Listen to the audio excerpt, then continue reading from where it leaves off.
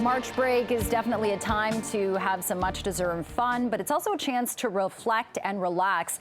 And the pandemic has been especially hard for the mental health of many teenagers. But what happens when the stress could potentially trigger a sort of relapse in mental well-being? Well, for a closer look at this, we're joined live now by Chloe Grande, a communication specialist turned mental health blogger, writer, and speaker. Chloe, good morning to you. Good morning. Thanks for having me. Thank you for being with us. Chloe, I know that you were diagnosed with life-threatening anorexia at 15, but you recovered. You were doing well for 10 years after your initial diagnosis. Then the pandemic hit and you relapsed badly in March of 2020. What do you think attributed to this, and could you sense it coming? I couldn't sense it coming at all. It sort of hit me out of the blue. For me, I felt like I went into fight or flight mode. It was as soon as the lockdown was announced, I was living alone as well, and all my meal times were totally thrown off. For me, food was a coping mechanism, so I was just thrown right back into the thrust of eating disorder.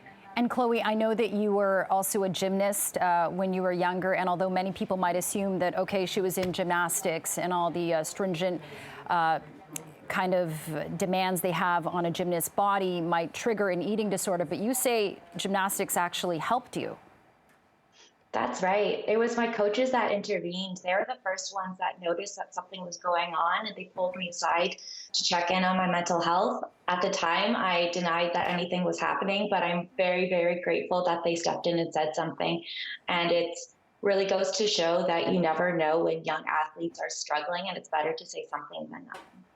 Right, and Chloe, we've certainly seen this disturbing rise and increase in young people with eating disorders during the pandemic. What do you think is attributing to this? Is it the stress from the pandemic? Is it more young people spending time on their phone and absorbing images that might be conducive to body image and eating disorders? It's such a combination of things. It's really hard to pinpoint just one. But one thing I would add to that conversation is there's a lot of insecurity around food. So for me, grocery store shopping became very, very anxiety provoking, even more so than before.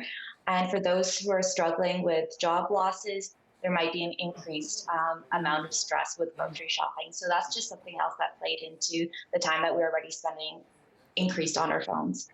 Right. And Chloe, I know that you blog about eating disorders. You started this about a year ago. You have some very helpful tips for people who might be suffering, including people who might have a loved one going through something like this, including, for example, Valentine's Day, dating someone with an eating disorder.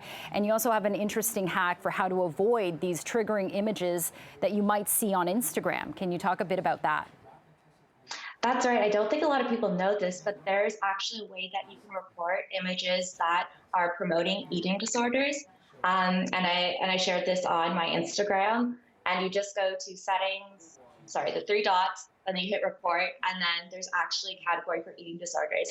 Not a lot of people know about this, but it's a really great way to cut down on those really triggering images that we're seeing, before and after pictures. Those can be really, really harmful to people with eating disorders, and it's great that we can play a part in helping stop those. Yeah, I'm actually really relieved that Instagram has that feature, and it also brings you to resources, you know, along with if you want to report an image that is promoting eating disorders, for example. Chloe, when I listen to your story, I can really relate, because when I was 14 years old, I, like many other young people, young girls perhaps, suffered from anorexia and bulimia, and I was also, still am, a perfectionist and overachiever. So although not everyone with an eating disorder might look skinny, for example, do you think that they share some of the same personality and character traits, such as perfectionism? So many people I speak to, first of all, thank you for sharing that with me. It's really a more common experience than we think, going through an eating disorder. Perfectionistic tendencies, for sure, just being really hard on yourself.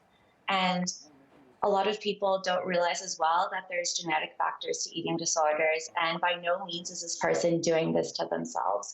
Eating disorders are a very serious mental illness, and it's not the fault of anyone. Okay, and Chloe, very quickly, where can people find out more about your blog? My blog is www.chloegrande.com, and I'm on social media at ChloeSheGrows. Oh, well, Chloe, I applaud you for what you're doing, raising awareness about this issue. Thanks so much for joining us this morning. Take care and good luck. Thank you. Appreciate it. Best. Thank you.